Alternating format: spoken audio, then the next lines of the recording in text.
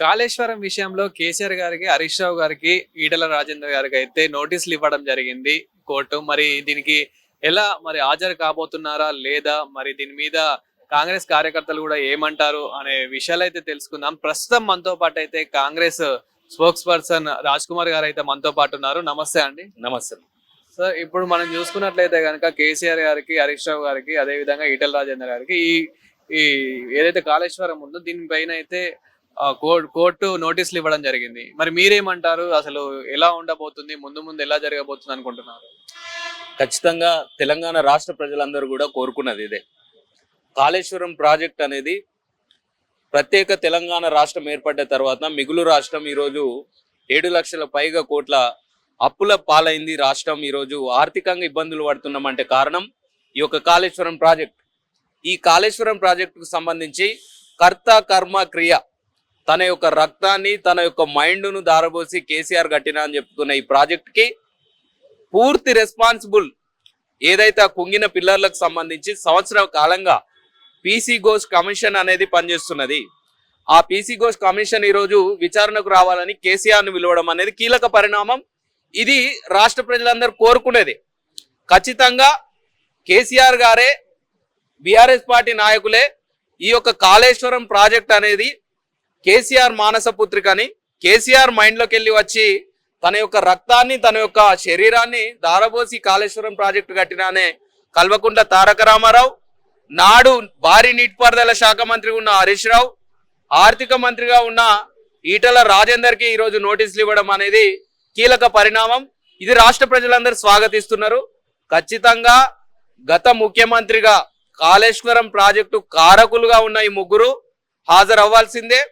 ఆ యొక్క కమిషన్కి సమాధానం చెప్పాల్సిందే. కమిషన్కే కాకుండా రాష్ట్ర ప్రజలందరూ కూడా సమాధానం చెప్పాల్సిన బాధ్యత వీళ్ళ ముగ్గురు మీద ఉన్నది. ఇప్పుడు కేసీఆర్ గారు జూన్ 5కి విచారణకి హాజరు కావాలని చెప్పేసి అన్నారు. తర్వాత హరీష్ రావు గారు, తర్వాత ఈటెల రాజేందర్ గారు. మరి హాజరు అవుతారు అనుకుంటున్నారా? హాజరు కాకపోతే ఎలాంటి చర్యలు తీసుకోబోతుంది? హాజరు కావాలి.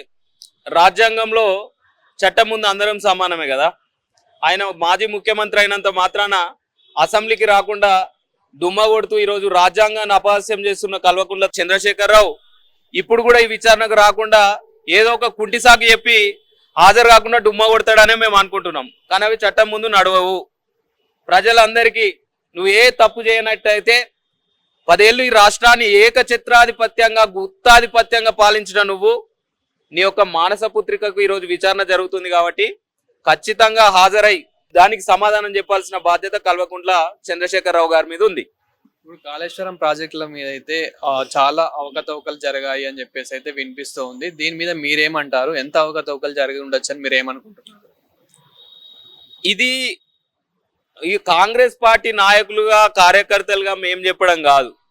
అనేక మంది ప్రొఫెసర్లు, ఆ యొక్క భారీ నీటిపారుదల శాఖకు సంబంధించిన అధికారులు సర్వేలు చేసి ఈ యొక్క కాగ్ రిపోర్ట్ కావచ్చు, ప్రతి ఒక్కరు కూడా కాళేశ్వరం ప్రాజెక్ట్ అనేది తెలంగాణ రాష్ట్రానికి గుడిబంద, తెలంగాణ రాష్ట్ర ఆర్థిక వ్యవస్థకు గుడిబండ అని చెప్పడం జరిగింది. దాది నిరూపితమై ఈరోజు కట్టిన 3 ఏళ్ళు కాకముందే కాళేశ్వరం ప్రాజెక్టుకు సంబంధించి మేడిగడ్డ దగ్గర పిల్లలు ఉండడంతో ఎంటైర్ భారతదేశం అంతా కూడా తెలంగాణ రాష్ట్రం వైపు చూసే పరిస్థితి ఈరోజు రాష్ట్రంలో ఏర్పడ్డది. ఖచ్చితంగా అవినీతి జరిగిందా లేదా అనేది మేము చెప్పడం కాదు. పీసీ ఘోష్ కమిషన్ విచారణ చేస్తుంది. వాళ్ళే చెప్తారు, వాళ్ళే నిజాలు నీకు తెలుస్తారు. ఎందుకంటే మేము మాట్లాడితే మళ్ళీ కక్షపూరితంగా మాట్లాడుతున్నారు. అదేవిధంగా రాబోయే రోజుల్లో ఇప్పుడు బీఆర్ఎస్ పార్టీ అండ్ బీజేపీ కలిసి పోటీ చేయబోతున్నాయని చెప్పేసి వినిపిస్తూ ఉంది. ఇది ఎంతవరకు నిజమంటారు? ఒకవేళ అలా పోటీ చేస్తే మరి కాంగ్రెస్ పరిస్థితి ఏంటి? వాళ్ళు బీజేపీ, బీఆర్ఎస్ అనేది ఇంటర్నల్ గా కలిసి ఉన్నారు. బహిర్గతంగా ఒక్కటవడమే ఆలస్యంగా ఉన్నది కాబట్టి వాళ్ళు బహిర్గతంగా కలిస్తే రాష్ట్ర ప్రజలందరూ కూడా చూస్తారు. ఎందుకనంటే గతంలో ముఖ్యమంత్రిగా కల్వకుంట్ల చంద్రశేఖరరావు ఉన్నప్పుడు బీజేపీ ఏ నిర్ణయం తీసుకున్నా కూడా అది రాష్ట్రపతి ఎన్నిక విషయం కానీ, బీజేపీ తీసుకొచ్చిన నల్ల చట్టాల విషయం కానీ, బీజేపీ తీసుకొచ్చిన ఏ పథకమైనా కూడా, ఏ నిర్ణయం తీసుకున్నా కూడా కల్వకుంట్ల చంద్రశేఖరరావు నోట్ల రద్దు కానుండి ప్రతి ఒక్కటి మద్దతు తెలిపిండు. వాళ్ళిద్దరు కూడా కలిసే పాలన చేసినారని మేము అనుకున్నాం. ఇప్పుడు కలిసి పనిచేసినా కూడా తెలంగాణ రాష్ట్ర ప్రజలు కాంగ్రెస్ పార్టీకి ఖచ్చితంగా మరోసారి మేమే ఎన్నికల్లో విజయం సాధిస్తాం. అది ప్రజలందరూ కాంగ్రెస్ పార్టీ పైకే నిలబడతారు. సో అంటే వాళ్ళలోనే పడతలేదు. మొన్న ఏదైతే వరంగల్లో కూడా 25 ఇయర్స్ సెలబ్రేషన్స్ ఏదైతే జరిగిందో అందులో హరీష్ రావు గారు ఎందుకు పాల్గొనలేదు? అంటే హరీష్ రావు గారిని ఎందుకు పక్కన పెట్టినట్టు చూపించడం జరిగింది? అంటే ఎక్కడ కూడా అంటే తన బ్యానర్లు పోస్టర్లు వేయడం జరిగింది. అంటే వాళ్ళ మధ్యలో ఏదైనా గొడవలు అవుతున్నాయా? బీఆర్ఎస్ పార్టీకి సంబంధించి వాళ్ళ ఇంటర్నల్ గా ఏ సమస్యలు జరిగినా కూడా మా పార్టీకి సంబంధం లేదు. కానీ రాష్ట్రంలో అధికార పార్టీ మీద నిత్యం విమర్శలు గుప్పిస్తూ మా కాంగ్రెస్ పార్టీ ఇంటర్నల్ విషయాల మీద మాట్లాడుతున్నారు కాబట్టి మేము మాట్లాడుతున్నాం. ఈరోజు కాంగ్రెస్ పార్టీ అనేది జాతీయ పార్టీ. కాంగ్రెస్ పార్టీలో మా యొక్క ఎక్కడ కూడా ఎవరొక్కరు పెత్తనం ఈ పార్టీలో ఉండదు. కానీ బీఆర్ఎస్ అనేది ఒక ప్రాంతీయ పార్టీ, ఒక నియంత కేసీఆర్ చేతిలో నడిచే పార్టీ కాబట్టి ఈరోజు అదే పార్టీ అంతర్గత కుమ్ములాటలతో ఈరోజు సతమతం అవుతుంది. అది ప్రజలందరూ గమనిస్తున్నారు. Thank you madam. Kaleshwaram project మీద ఇప్పుడు కేసీఆర్ గారికి అయితే నోటీసులు ఇవ్వడం జరిగింది. సో మరి ఇప్పుడు కేసీఆర్ గారు హాజరు అవుతారు అనుకుంటున్నారా ఈ నోటీసులు ఇచ్చిన మేరకు? అంటే ఇప్పుడు ఫస్ట్ నోటీస్ కాబట్టి ఆయన ఏం సంజాయిషి ఇవ్వాలనుకుంటాడు? ఆయన చాలా మేధావి కదా, దేశంలోనే ఎవరికన్నా అందరికన్నా మేధావి ఆయన. ఆయననే దానికి కర్త కర్మ క్రియ అన్ని నేనే అని చెప్పుకున్నాడు కదా. పెద్ద పెద్ద హెడ్డింగ్లల్లో బోర్డులు పెట్టుకున్నాడు. అప్పట్లో నేనే ఇది చేసిన సాధించిన ఘనకార్యం అని చెప్పిండు. మరి కాంగ్రెస్ పార్టీ ఇప్పుడు కాదు, వెనుకట మా తాతలు ముత్తాతల నుంచి నాగార్జున సాగర్ మా తాతలు పనిచేసిండ్రు, శ్రీశైలం డ్యామ్ కట్టిర్రు, జూరాల ప్రాజెక్టు కట్టిర్రు, మల్లన్న సాగర్ కట్టిండ్రు. వాళ్ళు ఎవ్వరు కూడా ఇంత ఇచ్చేయలేదు. మరి అది ఎప్పటి నుంచో కట్టింది ఉండగలేదు, ఈయన ఇప్పుడు కట్టింది ఎందుకు పోతుంది? గతంలో కట్టిన వాటి గురించి చెప్తున్నారు. ఆ గతంలో కట్టినవి కూడా ఇప్పటికీ చాలా బందోబస్తు, మంచి బందోబస్తు ఉన్నాయి, స్ట్రాంగ్ ఉన్నాయి. కానీ అలాంటిది కాళేశ్వరం నిన్నాక మొన్న కట్టింది కూడా ఇప్పుడు చాలా పిల్లర్లు అయితే కూలిపోయినట్లు మనం చూస్తూ ఉన్నాము.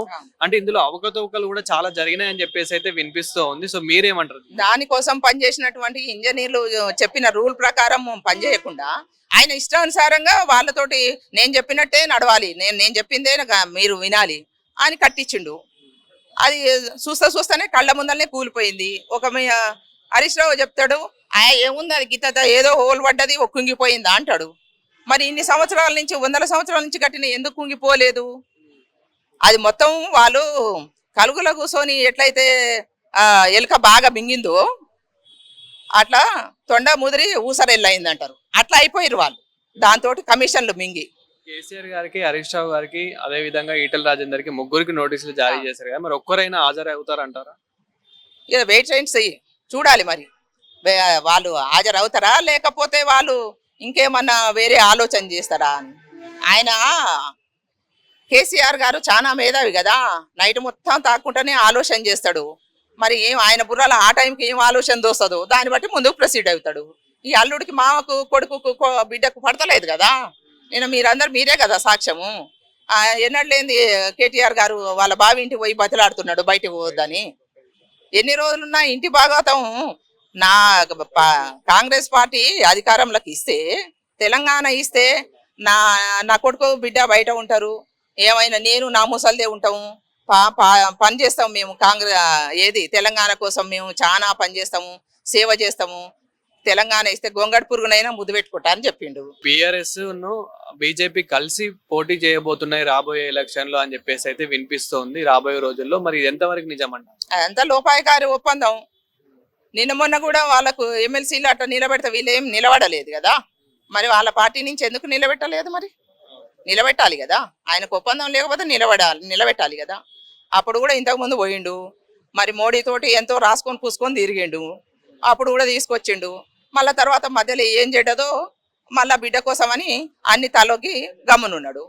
వాళ్ళలో వాళ్ళకే పడతలేదు అని చెప్పేసి అయితే వినిపిస్తోంది. అంటే జగమెరిగిన సత్యం తమ్ముడు, జగమెరిగిన సత్యం. మనం రోజు పేపర్లలో టీవీలలో చూస్తూనే ఉన్నారు కదా. ఎన్ని రోజులు దాచి పెడతారు ఏదైనా? మంట మండుతుంటే నిప్పులేంది పొగ అయితే రాదు కదా. మరి థ్యాంక్ యూ.